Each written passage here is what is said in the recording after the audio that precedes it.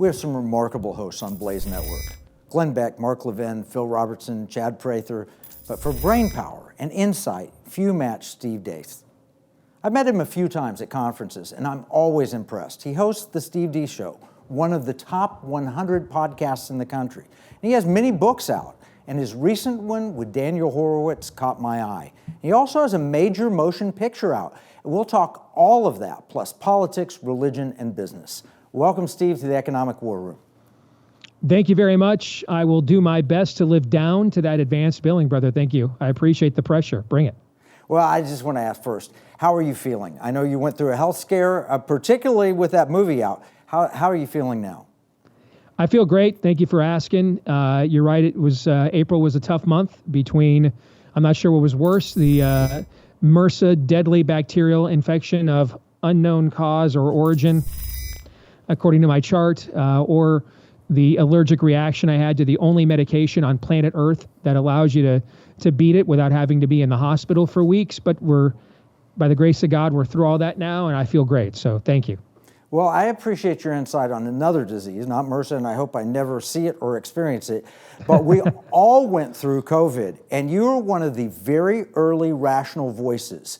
I remember reading what you were saying. It's coming out on Blaze and seeing the notes on it. You had this thing pegged before almost anyone else. Tell us the story about how that happened. I really think, not to get metaphysical about it, but I really think I have to give the credit to the Holy Spirit for this, Kevin. I was in my man cave on March 16th of 2020, that faithful day that 15 days to flatten the curve began, and we weren't sure that our civilization was ever going to recover.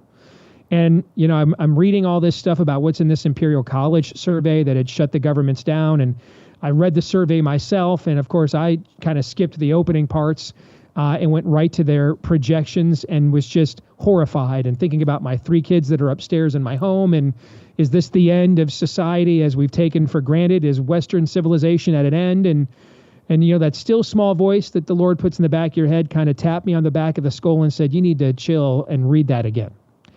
And I went back and started from the beginning and started reading it again. And lo and behold, it says right there pretty early in the survey that they don't know how coronavirus is actually spread. Now, in your line of work, a guy comes to you and says, I got a great idea for a stock that maybe you should completely devalue everything else you're invested in and pour it all into this one stock. On the other hand, though, I need to admit to you up front, I really don't know how stocks earn a profit. Would you make that investment? No, of course not.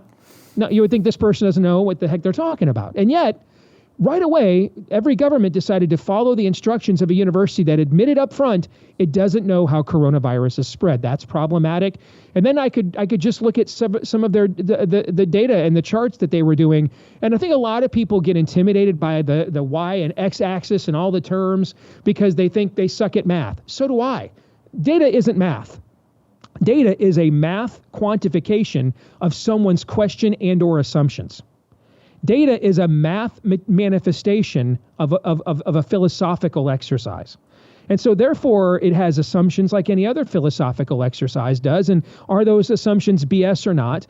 Is the premise that you're beginning with congruent with the application? And then can you reverse engineer them? Because if you can't, you have what we call in philosophy a fallacy. And this thing was loaded with them. And then, I just start researching. Imperial College found that they had done this before with a previous, I think it was swine flu, and they had greatly overestimated that and had egg on their faces. And then I came upon the name of a man named Jeremy Grantham. I'd never heard the name before. He is a multi-billionaire. He's also the Miss Havisham, basically, of Imperial College, one of their great benefactors. There's a wing of the school named after him. He just so happens to believe we've been fighting a 250-year war against carbon fuels and that he wants us to go back to horse and buggy days. And lo and behold, it turns out that Imperial College, not so coincidentally, issued another paper right alongside their study that went largely unreported on, saying that now that coronavirus is here and we have to make all these drastic changes, now is the time to usher in, essentially for the West, a Green New Deal. And at that point, Kev, my spidey sense man is off the chain, and I'm just calling BS on everything. But I'll tell you what the final straw for me was. Is at first I really thought this was, the latest front in the, conservative right versus the environmental left, and this was the new global warming thing. And I thought, I don't know how comfortable I am even with my own confidence in my God-given brain power going up against all of academia when people's lives could be literally at stake right this moment. And what blew me away is how many people within academia right away were calling BS on this.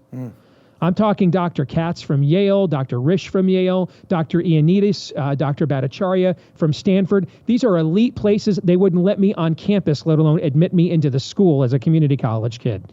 Dr. Gupta from Oxford, rated by U.S. News and World Report, the #1 university in the world. These are not just podunk JUCOs, brother. These are the elite of the elite universities that were calling BS on this, calling BS on these tactics, on this study, on Imperial College. And that's what gave me the confidence that this wasn't just an ideological exercise, but academically, this was full of bunk as well.